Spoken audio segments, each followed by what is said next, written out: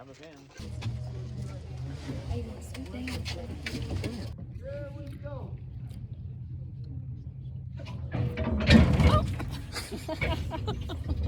She did say it was gonna be bumpy. 8 hours.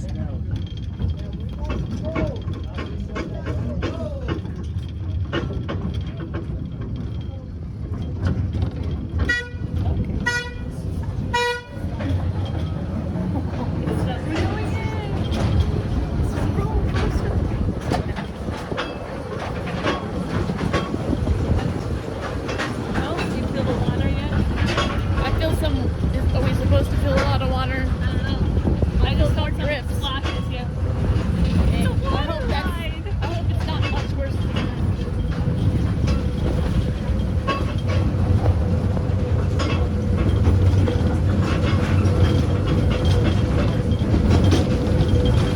You're both filming.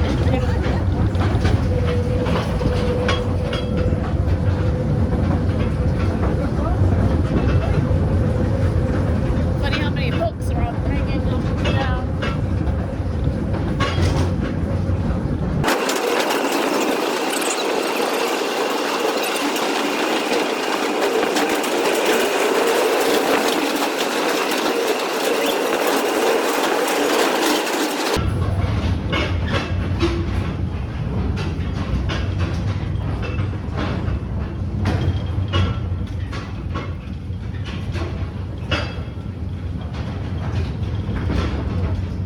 You guys get it?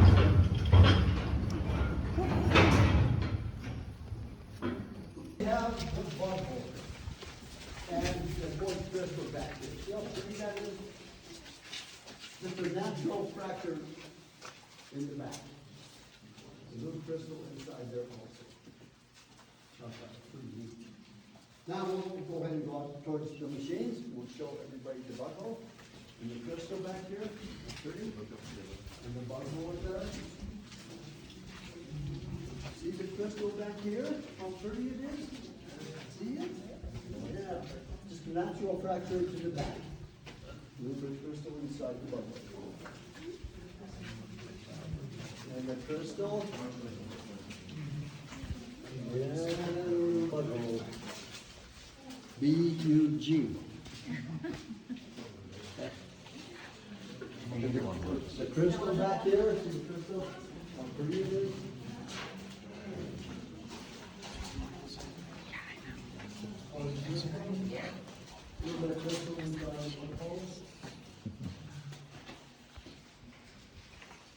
They would put this against the rock and smack it. Pick it up, turn it, quarter of a turn. Smack it, pick it up, turn it, quarter of a turn. So what would happen if I just continuously smack that still? You're right, it would get stuck. So we're chipping the rock to go down, okay? Then they came out with double jacking. The same principle, but this is a two-man operation. I smack the steel, my partner's down here turning, picking up and turning the steel quarter of a turn, okay? Let's say I've been doing this for about 20 minutes. I am getting tired. So I tell my buddy, hey, I want to smack it one more time, and then we're going to switch. He's got no problem with that. So I'm thinking, I'm going to hit that steel so hard now, I'll probably break it. So I swing and I try to smack the steel, but I hit the corner of the steel. My hammer went down. What did I do? Killed him. I didn't break his hand. I hurt his hand. But it wasn't my fault. And you guys are a witness, right? Because I was tired. But that's okay, because now it's his turn to hit the steel. Paybacks. Okay, you guys have any idea how much a miner hand steeling would make in an 8-hour shift? You're right again, $1. $1, 8-hour shift. these miners double jacking probably make $2 or $3 in an 8-hour shift. So with that said, the boarding house up above us on the 7th level would probably accommodate about 40 people. Miners, cooks, house cleaners, whatever. They would stay up there sometimes months at a time, especially in the winter, until they would get a big heyday. Then they would come down to Silverton, Colorado, to notorious Blair Street, where they had booze, gambling, and most important, women, wild women. And these women were not shy to take the miners' wages. Can you imagine working hard, running these machines, get paid, go down to Blair Street, and in one night, the wages gone. Go back up and do it over again. That's my story, and I'm sticking to it. Then in 1904, they invented this Ingersoll Rand air drill with that crank on it. This machine takes 2 miners to operate because it weighs over 200 pounds, and they have to set it up on a column. So once they start operating this machine, once that bit hits the rock, it makes a lot of dust. Yes. The miners breathe the dust in their lungs and get silicosis, the black lung disease. This is what I got for working underground for 20 years. But they said miners operating this machine would live to be about 35. You want to hear it run? Yeah. You want to hear it run? Yes. Yes. Okay, plug your ears, a little loud. Here we go. All right, you ready?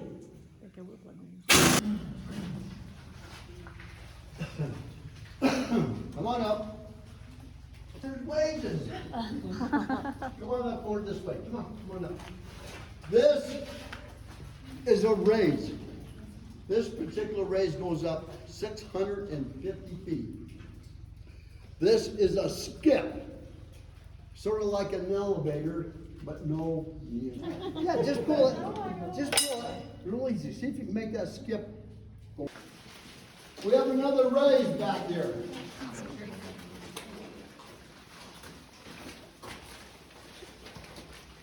Another raise. This raise will intercept the other raise we just came from. As you can see, it's got ladder and air and water line to operate their machines. Silverton is noted for long winters, 9 months long. We still have communication with the outside world. We have a telephone, and it works. Now we'll circle around over here. Here, I'm going to show you how we drill, load, and blast around, okay? There's 2 miners here running 2 jack legs. We start with a 5-hole burn. Pay attention because I'm going to ask some questions. 5-hole burn, pretty close together. 1, 2, 3, 4, 5. How many holes? 5. Thank you. You guys are very sharp. Where they get 8, I don't know. So we drill it pretty close together. This is hard rock. Then we'll proceed to put a box around the cut, drill some more holes on the side, the bottom, and the top, okay? Depends how hard the ground is. We usually drill probably about 32, 36 holes. Okay, all these are drilled 6 feet deep. Now, what do? Let's put some dynamite in it. I get my dynamite. This would probably be about 1 foot long, about 1.25 inches diameter. I slice every piece. So when I put it in the hole and tamp it with a wood stick, it will stay in the hole. Pay attention, another question. I get one stick. I'll put my fuse in it. I'll get another stick. Put it in the hole and tamp it. 3 more sticks in the same hole and tamp it. How many sticks did I put in there? 5. Pardon? 5. 5. We'll continue the tour. You guys are paying attention. I load every hole with 5 sticks of dynamite, except one hole, the middle hole. Why do I not load that hole? You guys are right again. That's so we'll have something to break to. Does that make sense? Okay. Now we're ready to Load up. let's blow it up. I have a blasting box here, but I cannot blast here right now because I have more tours to give this afternoon. So we're going to take this blasting box around the corner where we got off the cars, okay? I do not blow this all at once. I am using milliseconds. They go off millisecond at a time.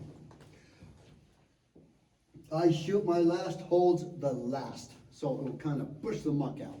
Okay, make sense? Unless you use your imagination. There would be rail here, like the rail we came in on. As I will demonstrate as we go around the corner, how we pick up this ore, transfer it into a car, and ship it outside. Okay? Now we're ready to blast it. But I need some help. Do you want to help me? You'll help. Okay, we're going to pretend. We're going to lift this handle up, okay? And I'm going to count to 3. On 3, you crush it. Okay? Bend your knees. Get the handle. Pick it up nice and slow. Yeah. Okay, you ready? On 3. 1, 2, 2.5, 3. Boom! Yeah, there you go. Good job. That's good. Take a sharp left up here. As soon as you turn left, look up to your right. There's another raise there. There's a raise back here. Another raise here. Goes up about 30 feet. Would be ladder and air and water line going up there. Okay? Now we go on the other side of this. Okay, another raise here. Probably goes up about 30 feet. It would be air and water line and the ladder going up there. Another raise up here. Probably goes up about 30 feet. Half of us can get it on the other side, and then the other half stay up here on the corner. Another raise up here. This is called a chute. It goes up about 30 feet. Keep that in mind, because I'm going to ask another question. This is where they dump the ore into. Up above us 30 feet, there would be a drift like this, with pockets where they put the ore. From the pockets, they transfer the ore into this chute. Back when I started mining, we didn't have a steel door. We just had a board. My partner and I put our car underneath the chute, get on top of the car, him on one side as well as myself on the other side. There's a lot of pressure, a lot of rock in there, okay? So we lift up the board, let the ore come into the car, fill it up, put the board back down. Every once in a while, a big rock would come down, hit the board, and break it. Then we'd get a spill, something like this on both sides of the car. Obviously, we put a new board, clean up our mess, get back into production. Then they came out with a steel door run by an air hydraulic cylinder attached to the bottom of the door and the back of the chute, operated by a lever on the side of the rib. Pull the lever up, the door goes up. Pull the lever down, the door goes down. No more spills. Okay. Now we're going to go down here to this other machine on the right-hand side.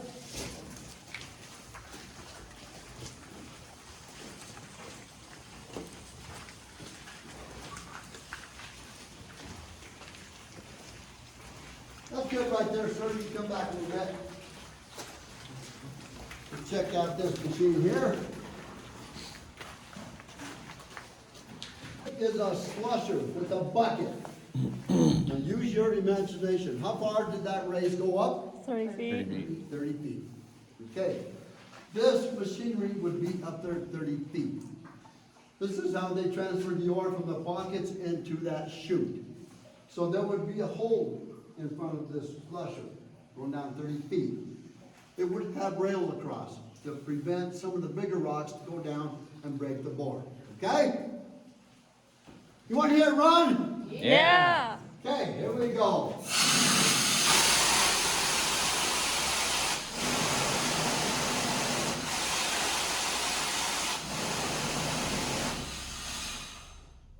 Pretty simple operation. Now, coming to this guy here. This is a 12B mucking machine. The bucket in front of it. This was one of my favorite machines to run underground, as well as the drills. Where's that gal? You have. Here I have a car. This car would have a chain tied around the wheel, tied down to the rail. This car has a hole on top and a place for your feet. What is it? Bathroom. Yes, it is. This is the bathroom. Anybody need a bathroom? And believe me, there's no gold in there. Okay, well, my partner and I are over there drilling, okay? That round over there. He stops his machine and said, Bob, I need the restroom. I said, fine, go down the drip, get on this bad boy and do your thing. And then I'm thinking, oh yeah, you guys are my witness. Remember, he hit my hand and it hurt. Paybacks now. Have you guys ever heard the expression, don't yank my chain? Well, I turn off my light and I sneak up behind him, undo the chain, and I take him for a little ride. He never hurt my hand ever again. Just kidding. Okay, we'll come up here. As you can see, there's the vein again. The quartz, so a little bit of iron chloride, maybe a little bit of lead. There's the vein. And in this little vault here, we have some guy up there. Who in the heck is that? No, it's not Santa Claus. That is a Tommy knockers. Little midgets. Back in the day, they were noted for sneaking underground and spilling the miners' lunch. Okay, that's good enough for sir. You guys coming on here? Step over here. Come on down a little bit. Now I'm going to tell you a little history about the mine I worked at. Come on back this way. Back this way. Come on back, guys. The mine, a lot of room up here. The mine I worked at was called Sunnyside Gold. We go underground on rail 2 miles. We go up a shaft 1,000 feet, like the shaft back there. Every 200 feet, you can get off the skip, and there's tunnels going all over. What I'm trying to say is that ground was pretty opened up. As a matter of fact, the mine I worked at was the 3rd richest gold mine in the United States at one time. Had a lot of gold. As a matter of fact, we were mining underneath a lake, Lake Amma. As a matter of fact, we were 80 feet from the bottom of the silt of the lake to where they still had a hard time keeping miners in there drilling and blasting. Only because what we call in miners' terms a stope. That's an area of about 300 feet long and about 25, 30 feet wide. And oh my gosh, that gold in that particular place was just hard to explain. It was just smeared on a rock. Smeared on the rock. Heavy, thick, beautiful, and a lot of it. And that's when gold was, back in the day, $35 an ounce versus what it is today. 1800, 1900, whatever. So, miners kept drilling, and eventually mudslips was coming through the back. When we heard about that, we thought, oh yeah, something's going to happen one of these days. June the 4th, 1978, on a Sunday. Nobody worked on Sundays back then. What happened? Lake Emma went bye-bye. Yes, it collapsed. It filled out every drift underground with all that silt, debris, whatever else was in that lake, in the mine. Every drift. Before that, when that was happening, they brought it to the attention of the owner back then, who was from back east. They said, hey, we have this problem, what do we do? His response, well, keep mining it, make me money. So, every drift was filled with all this debris. It took us 2 years, 24/7, starting from the top and the bottom, muck it all out, retimber the shaft, went back in there, and we covered all that gold. That's my story, and I'm sticking to it. Now, I am digging in my pocket. What would I be digging for? Cigarette. What would I be digging for? Gold! Right. I've had this piece in my pocket for over 20 years. It has bigger flakes on it, but it's been rolling around and my change kind of smoothed it out. Because gold is a soft mineral. Okay? That's what it looks like. That's your gold and silver together with your lead, the black stuff, and the white is your quartz. That's what it looks like. That's your gold and silver together. The black is your lead and white is your quartz. How long you you had it? I'm guessing over 20 years. You can see how round it is on the corners. Now, when we blast, we take all the ore outside. From there, they put it in ore trucks and take it to the mill, where they crush it down to like a powder. Okay, here I have, see if you guys can guess what this is. You know what that is?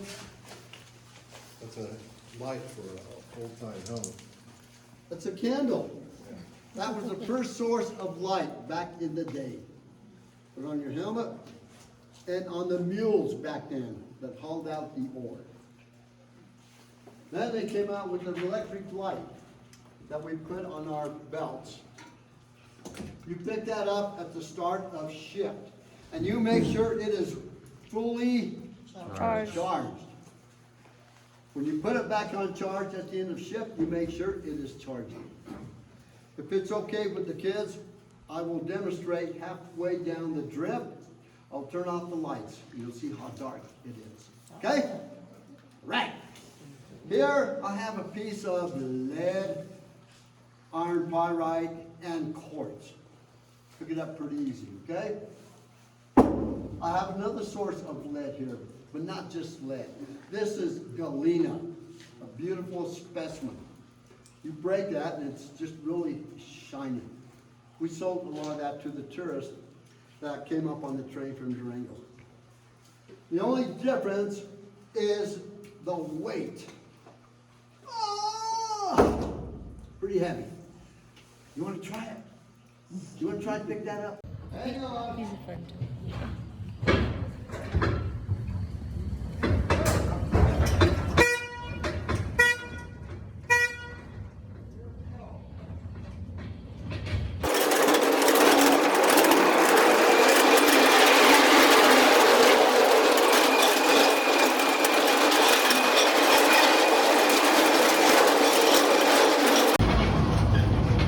Wow.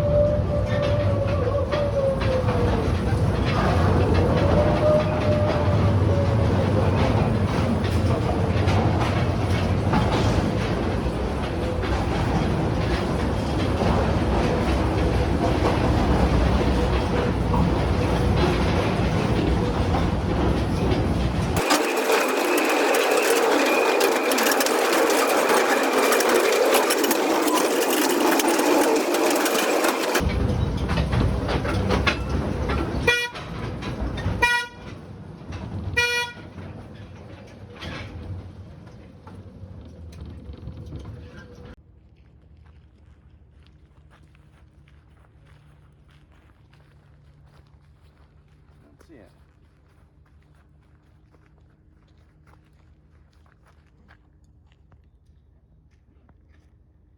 Pretty sure it's that cabin right there.